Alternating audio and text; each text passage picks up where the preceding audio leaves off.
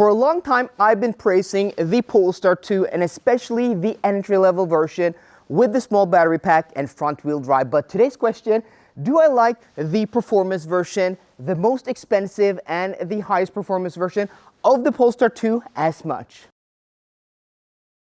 Inside the interior of the Polestar 2, it is business as usual. So there are no changes for the 2023 model year, but this is still a very nice, high quality feeling interior. Materials are nice, interesting. There are several layers of materials here that make, a simple designed interior just feel and look quite special. I still think that this is the best interior at this price point in the electric car market. It's interesting, it looks nice, and it has a bunch of layers to it that you don't get in something like a Tesla, which is just very simple. You still have a 13-inch screen in front of the driver here and an 11-inch infotainment display. So we're gonna dive deep into those two things later on in this video. You have a gear selector here, which is easy to operate, and a volume knob there in the center console. A plus Polestar, that is very rare in 2022. So that is really nice.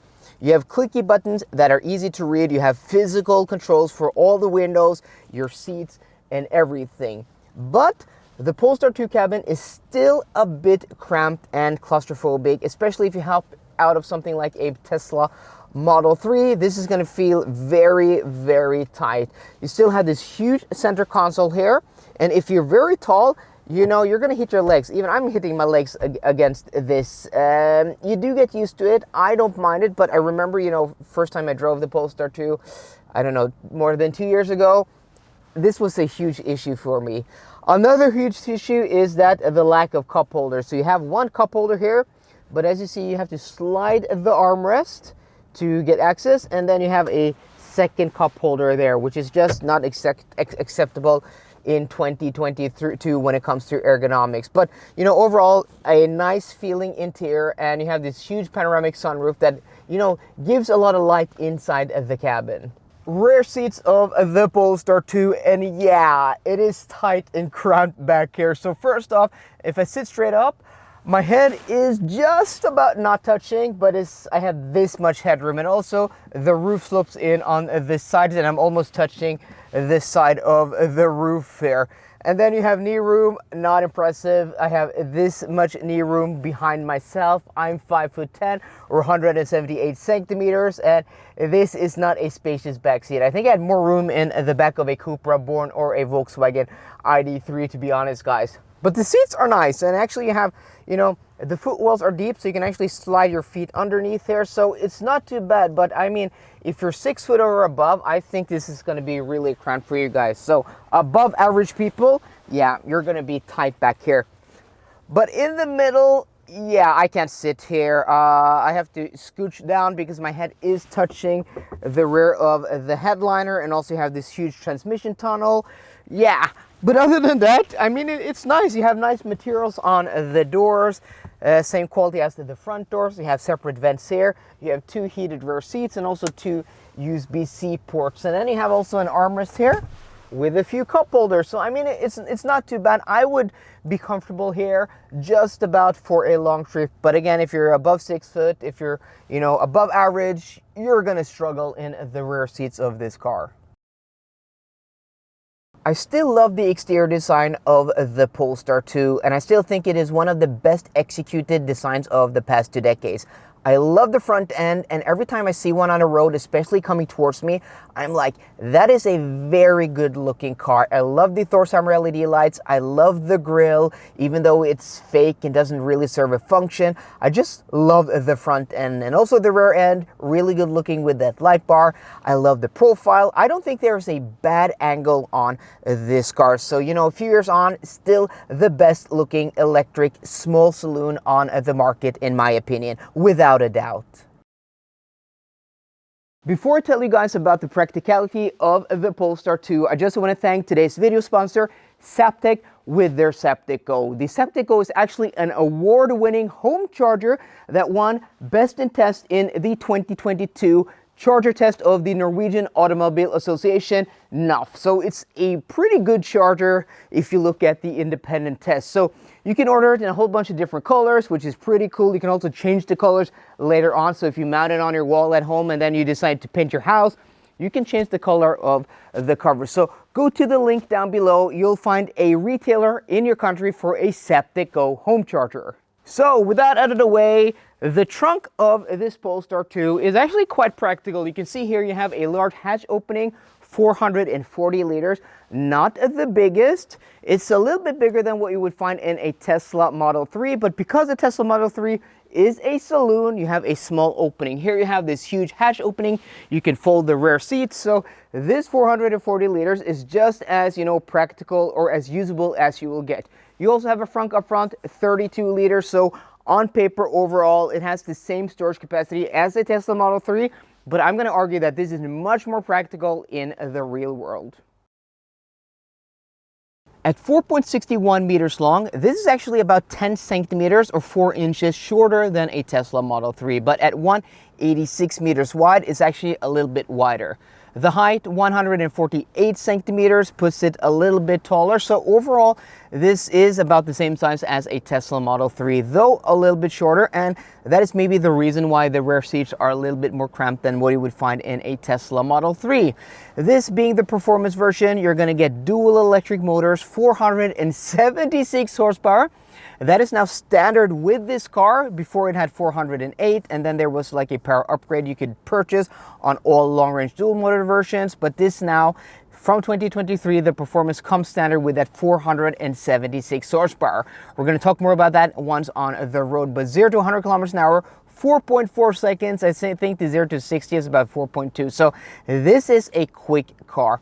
Dual electric motors, meaning four-wheel drive, and this is actually rear-wheel drive bias. It has more power on the rear wheels, though Polestar won't tell us how much the power difference is. 75 kilowatt hours is your net battery capacity. That is the usable capacity. And this car with the performance pack, 22-inch wheels, gets the least range out of all the models in the lineup, 455 kilometers. Also has a peak charging speed of 155 kilowatts and preheating if you navigate to a charger, which is really nice now in winter when it is ice cold outside. It's getting really dark outside and it's not even 3:30 outside, but here in Norway, because we're so far north on the hemisphere and in the winter, the southern part of the hemisphere is what is pointed towards the sun because of the tilt of the earth. The northern hemisphere is pointed away, so we get really short days and long nights. But in the summer, it's opposite. But now we have about half an hour before it is pitch black outside, so we're going to have to film this. And if it gets too dark, I do apologize, guys. But hopefully the light of the interior is going to be sufficient. But okay. Immediately, the first thing you'll notice taking this on the road is just how well the go pedal, the throttle, the power demand pedal, whatever you want to call it, is calibrated. So you have one pedal driving on this car in two settings. So you have normal and then you have light, or you can just coast, which is really nice. I like the full one pedal driving because when you go off the throttle, we have an XC90 behind us now, but we're going to pull into this bus stop here. I'm going completely off the throttle and the car will come to a complete stop really smoothly and predictable. Going on throttle again, initial tip in is quite soft and then it gets more responsive. So that is really nice, so you don't have, jerky driving. And then you have the weight of the steering wheel. You do have a few settings. I think this is set to its medium setting. I don't like the heavy setting. It doesn't give you much feel. There isn't much feel in this steering being an electric rack. So having it in its medium setting is fine enough. But I think the weight balance of the steering in that setting, the brake and the throttle, is really nice. So this is an issue I've had with the Hyundai Ioniq 5, even Kia EV6 and the cheaper Mercedes electric car products, is that the balance between all of these controls isn't cohesive. And what I mean is that one control will be heavy, another one will be very light. Here everything is just in nice harmony, and to me that is important. to have a cohesive driving experience. So this has the performance packs, so you have, you know, that extra performance, but what you also get are these gold seat belts. You also get Öhlins adjustable dampers, manually adjustable, and this car is set to its softest setting, and you also get Brembo brakes and then also that power upgrade. So that is about 50,000 kroners or 5,000 euros for those upgrades. And if you want to do fast driving, if you want to do spirited driving, this is an incredibly capable car. Again, you don't have much steering in or feel in the steering. The rack is not also the quickest, but don't, you know, confuse quick steering with sporty steering or steering feel, because like a Tesla Model 3, quick steering is not going to give you steering feel. My Porsche Taycan, which is my daily driver, has slower steering than what you have in a Tesla, but it is infinitely better, more precise, more feel. So, you know, that has nothing to do with you know, with the ratio, with how quick the steering is. This better weighted steering, more natural steering than a Tesla, in my opinion. So everything is just really nicely calibrated. And even though I've critiqued this car on the, you know, sports suspension with these Öhlins dampers to be too stiff, it's still a bit too stiff for my liking, especially on these 20-inch wheels. I do think that the long range car on 19-inch wheels and normal dampers is to be preferred for most people and myself, but it's still a very capable car, and it's not as harsh as I remember it being. But if you live in a place with smooth roads, which we don't have here in a suburb outside of Oslo, we're about 15 kilometers outside of Oslo in the municipality of Bærum, the roads are better than it is in western Oslo here in eastern Bærum, but I mean, it's still not good enough for me to choose this suspension over the normal suspension.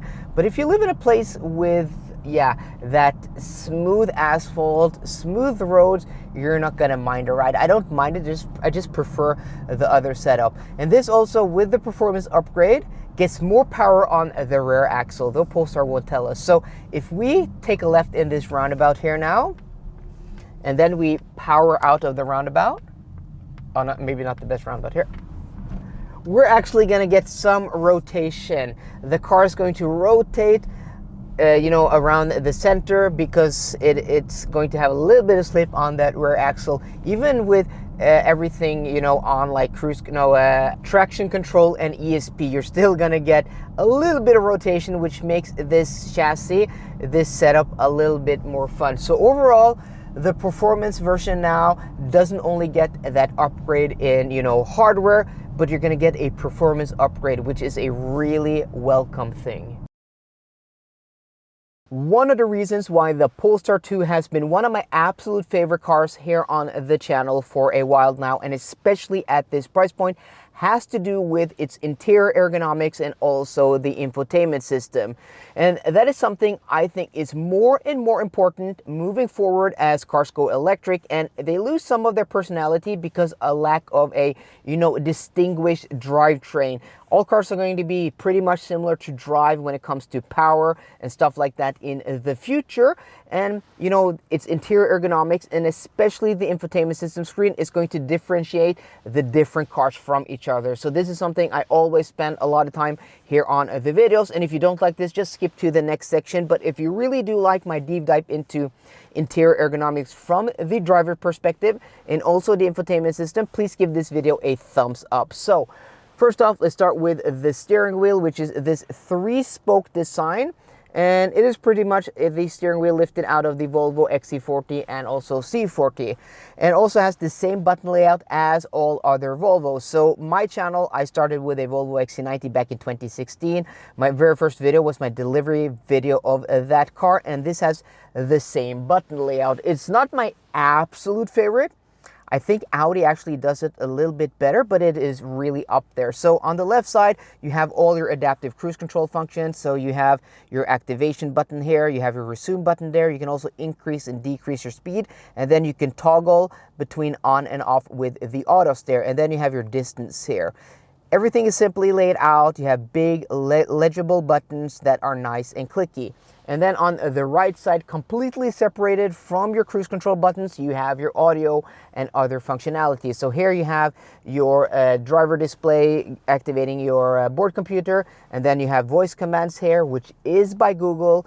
And just a warning, guys, we're going to do the Google prompt later on in this video, so you have a chance now to turn off your devices if you have a Google device at home.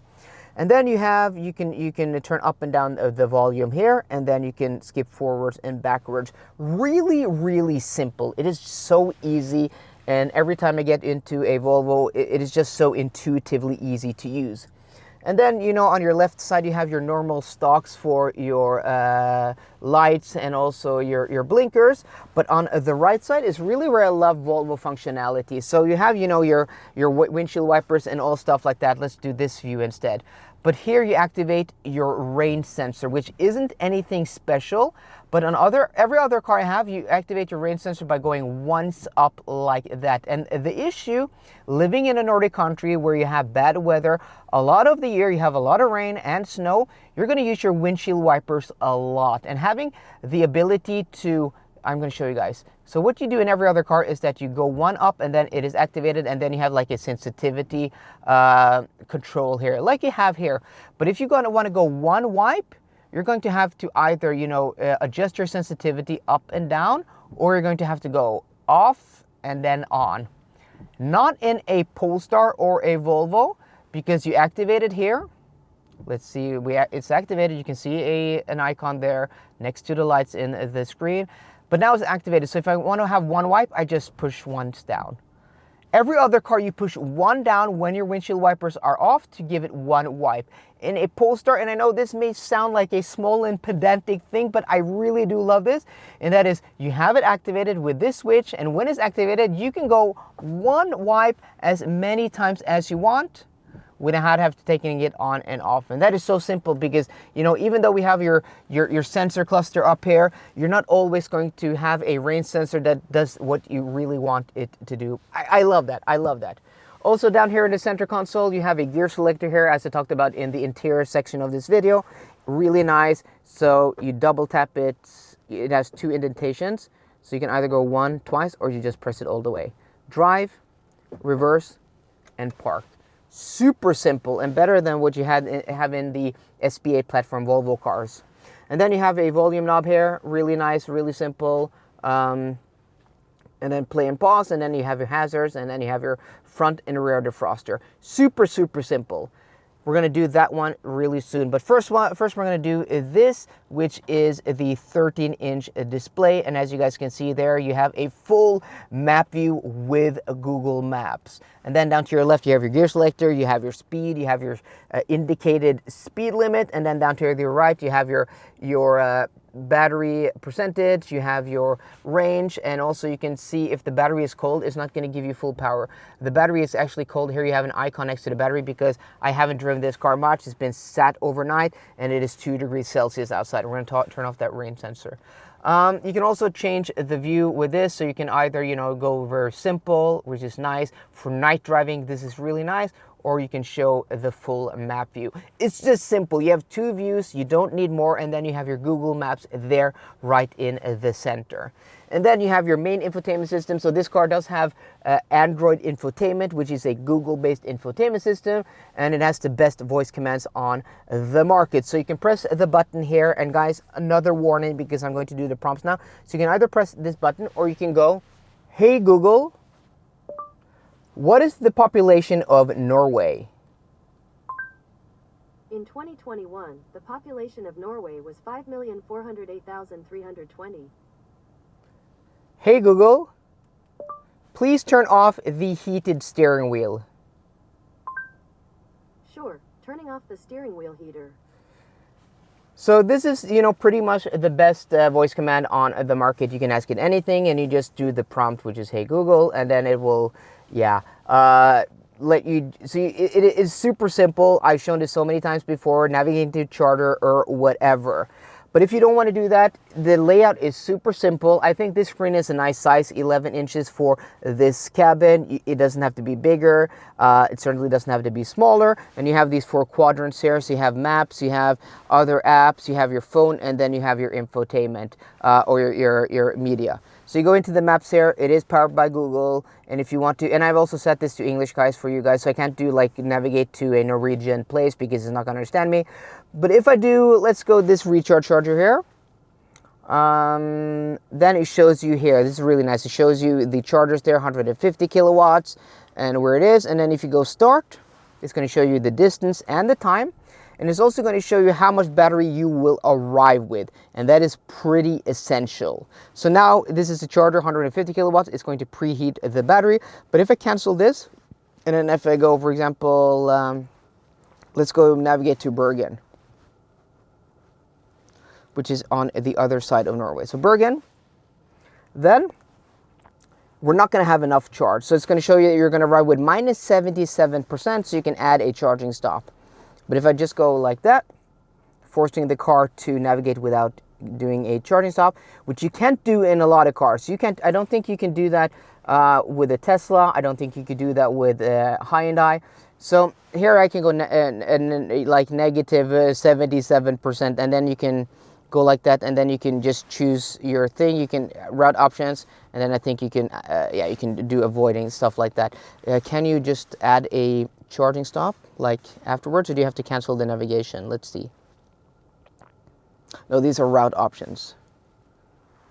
Yeah, so I think you're gonna have to just go back and then cancel it, and then you're going to have to let's do that again and go Bergen, and then if we want to add charging stops, it's going to do that. Yeah, so it's adding one there, Evany recharge charger, and then one at Circle K, and then it will do all your navigation for you. So it's super simple, it's speedy, it's responsive, it is super easy, and then as you guys can see here, you're gonna get it there. So you can use this screen for media if you want. You can go to your Spotify like that. So you can have your media there, your Spotify there, and then you can have your maps here. So I just think it is so good, this infotainment system screen. Yes, you do have touch buttons for the HVAC down there, but everything is so large. Look at how large these icons are. And then you can also use gloves while doing this. Here, everything is just so speedy and responsive like that. And then you want to go into your HVAC controls there, you have it here. So yeah, absolutely one of my absolute favorite. And then you have your home button down there, and then you can also swipe down here for notifications. It's just very familiar. It mimics, you know, a tablet or a smartphone, and it is absolutely, in my opinion, the best infotainment system on the market.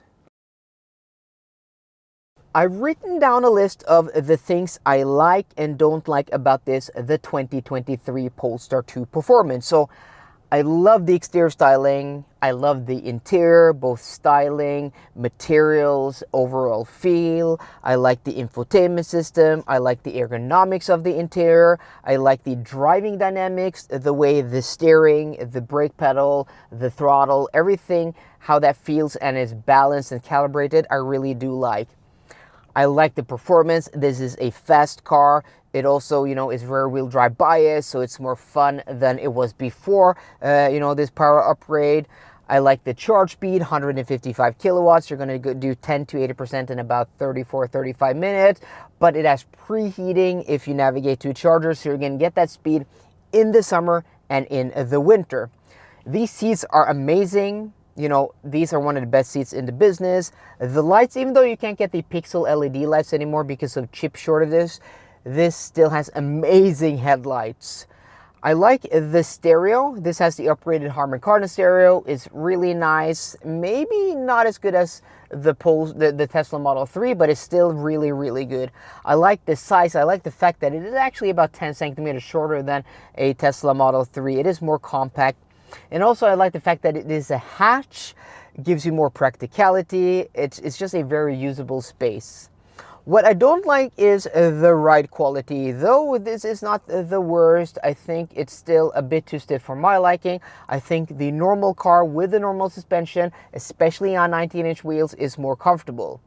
And on the motorway and on the road in general, it can be a little bit noisy. But again, when I took this car down to Italy last year, that didn't bother me. It didn't have, it's very dependent on the asphalt quality. And here in, Northern Europe and in Norway, we have asphalt that is really coarse and harsh. And also the lack of a cup holder in the front cabin is almost a deal breaker, but there is a solution. I'm going to link that in the video down below. I've had quite a few long-time loaners from Polestar, and that hasn't been an issue until with this latest car. And also rear seat room, and not the best. If you're going to shuttle around tall people, yeah, this is not your car. So the big question is, should you buy a 2023 Polestar 2 Performance? And no, I actually don't think you should. I don't recommend this car because I think for less money, there is a much better choice, and that choice is a 2023 Polestar 2 long-range dual motor.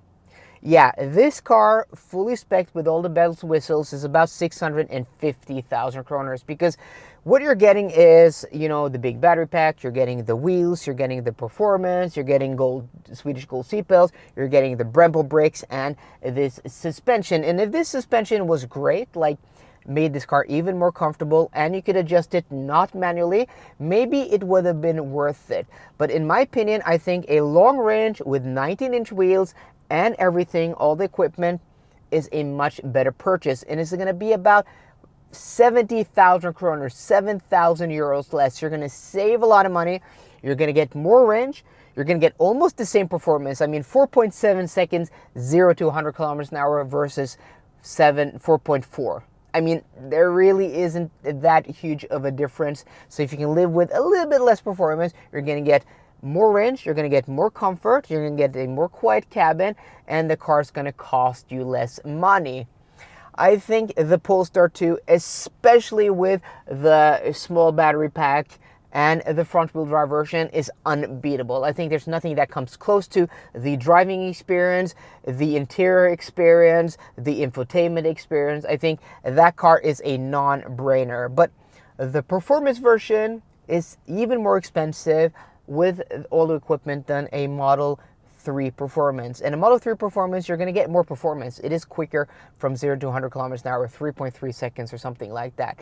I don't think that really matters, but for people interested in stats, well, that is a reason to get that car. But I think this car is better in every way. But I think the normal version with the long range and dual motor really is the version to go for. And again, I think it has plenty enough performance. Heck, I drove a car like that down to Italy last year. I was a few days on the Autobahn driving this car at VMAX. The brakes are good enough, the suspension is good enough, and the performance is good enough. So just skip the performance version unless you want, the ultimate version of a Polestar 2, and get the long-range dual motor. It's a much better buy, and you're going to save a lot of money. So guys, I hope you did enjoy today's video. If you did, please drop me a thumbs up down below. And for more car content, as always, please subscribe. See you guys later, and goodbye.